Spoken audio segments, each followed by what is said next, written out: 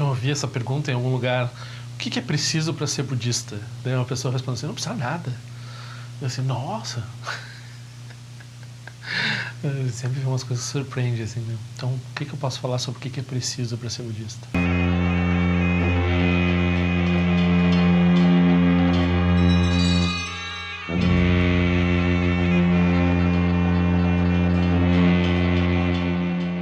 Bom, precisa querer ser budista, precisa ter interesse no Dharma, né? A maioria das pessoas não tem interesse e também não vai ter como, né? Então não adianta ficar forçando, assim. Se a pessoa não tem esse mérito específico, essa inclinação, ela não vai conseguir fortalecer essa inclinação, que é o que nós temos que fazer. Então precisa o quê? Precisa se colocar sistematicamente na direção do Dharma. Quem quer o Dharma consegue o Dharma. Então, se a pessoa não se colocar na direção do Dharma, que é tomar refúgio no Buda e no Dharma na Sangha, ou seja, fazer prática com a comunidade, fazer retiro, conhecer, ouvir o Dharma, ouvir pessoalmente, fazer pergunta, né, fazer prática no cotidiano e assim por diante. Daí, se a pessoa não se colocar nessa direção, não fizer um esforço nessa direção, ela não vai. Precisa ter esse interesse, né? Então, em primeiro lugar, precisa ter um interesse. Aí tem uma série de reflexões que a pessoa pode fazer sobre como é raro a pessoa ter vontade, interesse no Dharma. A maioria das pessoas não está interessada no Dharma. Tem lugares que não tem possibilidade das pessoas praticarem o Dharma. Tem pessoas que são presas por pai, mãe, ou por chefe, ou por marido, mulher, que não deixam eles praticar o Dharma. Tem guerras, tem condições onde se torna impossível, mas a gente encontrou algum grau de liberdade para conseguir praticar o Dharma, não é total. A gente vai depurando isso, aumentando essas liberdades. Até um elemento muito importante que algumas pessoas leem errado, eu acho, eu acho que algumas pessoas leem, eu já vi algumas pessoas falando do Palavras do Meu Professor Perfeito, que elas dizem assim: bom, mas então deficiente não pode praticar o Dharma. Então, ali o que está sendo dito é assim: se uma pessoa tem um grau de deficiência que não possibilite ela de praticar o Dharma, nós temos que refletir que existem pessoas assim que têm um grau de deficiência tal que elas não conseguem entender o Dharma, que elas não conseguem, né, deficiência mental, ou, por exemplo, em alguns lugares, hoje em dia, a pessoa tem deficiência auditiva ou ela tem deficiência visual, ela consegue ter acesso aos ensinamentos de outro jeito, né? Mas talvez na época nos tempos antigos no Tibete tinha muito preconceito com pessoas, de fato tinha preconceito com pessoas com deficiência visual. Então dizendo, uma pessoa não serve para nada, não tem como fazer nada, né?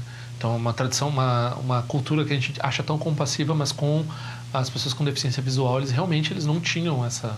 Porque também o que a gente pode entender é que era uma sociedade que vivia muito da terra e que vivia muito do trabalho braçal e que era difícil de ter uma pessoa dependendo, né? Não tinha uma estrutura social que permitisse fazer uma escola, ensinar. Era uma vida muito difícil, uma vida muito camponesa, uma vida muito da terra. A gente usa a palavra primitivo, né? Então, para a maioria das pessoas era assim. Então, não era possível. Isso foi uma coisa que daí agora os budistas estão aprendendo com os cristãos, né? Então eles estão fazendo esse tipo de orfanato, porque só tinha mosteiro, né? Então hospital, né? Lugar para ensinar as pessoas. E daí até os ocidentais estão entrando lá e tratando, né, ensinando braille, ensinando métodos para as pessoas poderem ler quando tendo deficiência visual e assim por diante. Mas se a pessoa tem uma deficiência tal que impeça ela de entender o Dharma, a gente precisa refletir sobre isso. A gente poderia estar nessa situação, mas a gente tem as faculdades suficientes. Então a gente pode não ter as faculdades, as melhores faculdades, com certeza a gente não é a pessoa mais inteligente que existe, né? A gente não é a pessoa que tem a melhor, né, usa óculos, a gente usa óculos, a gente tem que, às vezes não ouve muito bem, né? Então a gente já tem algum grau, a nossa faculdade está em algum grau já dificultada, né? Então, mas a gente consegue o Dharma, a gente consegue acessar o Dharma. Na medida que a gente consiga acessar o Dharma, daí a gente tem um nascimento humano precioso, né? Se tiver todas essas condições e o interesse no Dharma, E daí a pessoa pensa assim, bom, já que eu consegui essa oportunidade é rara, eu estou olhando aí para o lado, as pessoas não se dão conta disso, não se dão conta no valor do Dharma.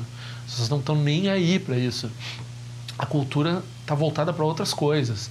A cultura tá ocupada de outros pensamentos, de outras preocupações, elucubrações de outro tipo. A cultura está totalmente...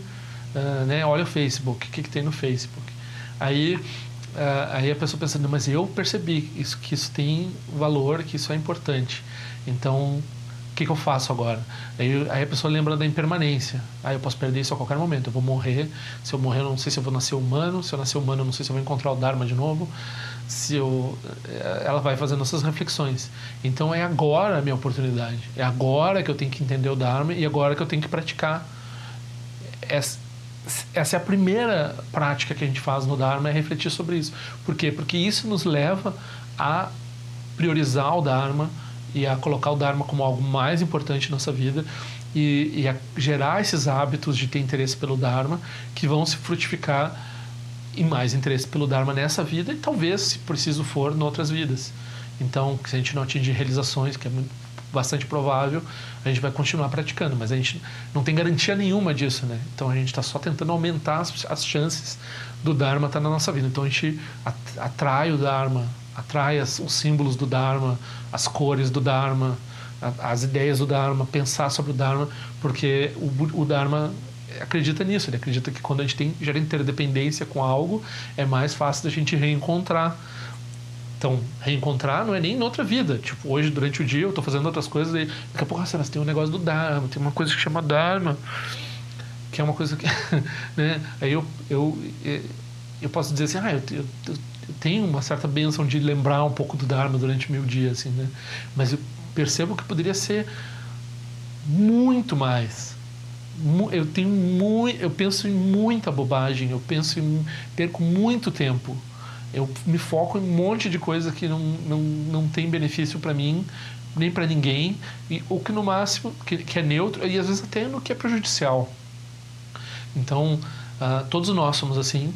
Então a gente tem que diminuir o que é prejudicial, diminuir o que é neutro e se focar no que realmente importa, né? Então esse é o pré-requisito para o Dharma. Ter essa visão que entende impermanência e que entende a urgência e a raridade dos ensinamentos, e é isso que vai nos voltar na direção dos ensinamentos. Se não tem isso, aí a pessoa ela vai ter um sonho de Dharma que vai durar um pouquinho, assim, uma fase na vida dela que ela passou no budismo, e muita gente é assim.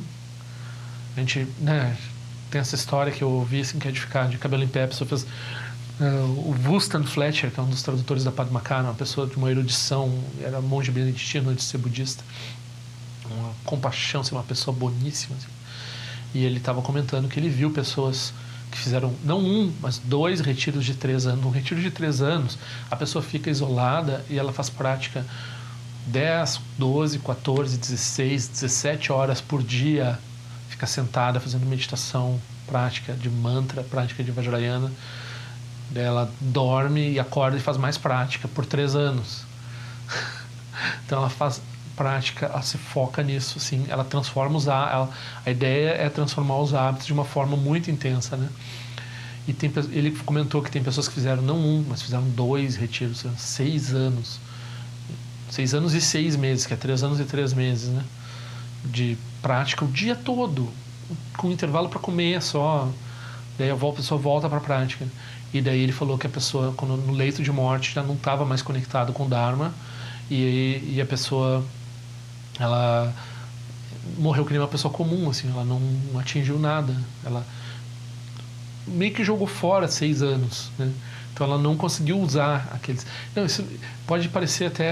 então não adianta mesmo, se eu não faço nada disso, daí imagina a pessoa fez tudo isso, não vai conseguir, não atingiu realização. Não, mas é que cada praticante é um praticante.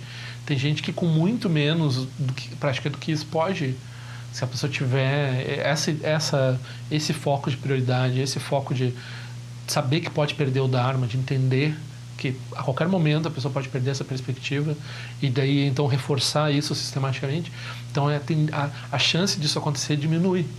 Então a pessoa precisa ter essa perspectiva. E daí, se a pessoa tiver a oportunidade de fazer retiros longos e de se focar na prática, de virar monge, de sei lá, tem um monte de jeito de levar o Dharma bem a sério, transformar a vida, né? Transformar a vida na direção do Dharma. Tem jeitos mais impactantes, menos impactantes. Em qualquer âmbito vai melhorar e em qualquer âmbito a pessoa precisa ter essa consciência de urgência e assim por diante. Então, daí a chance da pessoa aproveitar isso, né? Daí a chance para a pessoa poder integrar o Dharma e poder atingir alguma realização e poder levar isso adiante. Então é para isso que a gente fala isso, né? Não é para desencorajar, embora possa parecer um pouco desencorajador. Para quem não fez um retiro de 3 dias, eu vi assim, teve gente aí que fez 6 anos de prática o dia todo e mesmo assim não adiantou nada. Mas é um pouco porque a pessoa ainda está tirando férias no Dharma, por isso. É esse o motivo. Ela não se deu conta do valor do Dharma. É como a pessoa faz qualquer coisa na vida. Então tem pessoas que têm muito drive, que falam em inglês, tem muita motivação assim para fazer as coisas. Então realizadores, pessoas que fazem. Então tu larga essa pessoa para fazer prática, a pessoa diz para ela, faz isso, a pessoa faz 3 anos, a pessoa faz, a pessoa tem uma facilidade para o que quer que tu pesa. Não, eu não sou assim, né? O que quer que tu pesa para a pessoa vai lá e ela consegue, porque ela tem uma capacidade nata de realizar as coisas, assim, né? Só que ela não refletiu, ela não transformou hábito, ela desperdiça. Então, o crucial é a motivação, entender esse aspecto da motivação, entender esse aspecto da raridade, da profundidade dos ensinamentos. Aí, mesmo que a pessoa não tenha tanta prática, pelo menos a prática que ela tem vai ser útil para ela no momento da morte, vai ser benéfica para ela e para os outros, né? Não vai ser assim, desperdício total. Tem que cuidar, tem que prestar atenção. Usar o Dharma para o Dharma, para os fins do Dharma, e não confiar assim só porque tu tem facilidade com isso ou com aquilo que o Dharma está garantido. O Dharma não está garantido para ninguém, a gente tem que fazer o Dharma ser garantido. Tem que estar sempre trabalhando para o Dharma estar garantido para nós.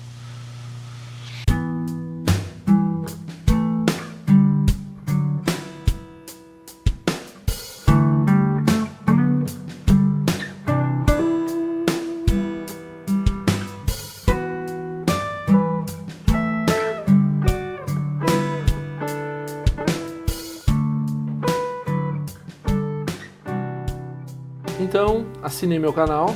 Se quiser, clica naquela sinetinha que faz a notificação chegar. Por favor, assine meu boletim informativo por e-mail. E nós nos vemos na prática do Dharma.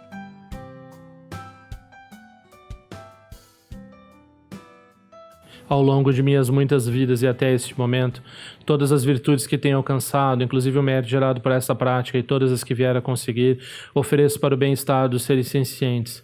Possam a doença, a guerra, a fome e o sofrimento diminuir para todos os seres, enquanto sua sabedoria e compaixão aumentam nesta e em vidas futuras. Possa eu claramente perceber todas as experiências como sendo tão insubstanciais como o tecido do sonho durante a noite e imediatamente despertar para perceber a manifestação de sabedoria pura no surgir de cada fenômeno.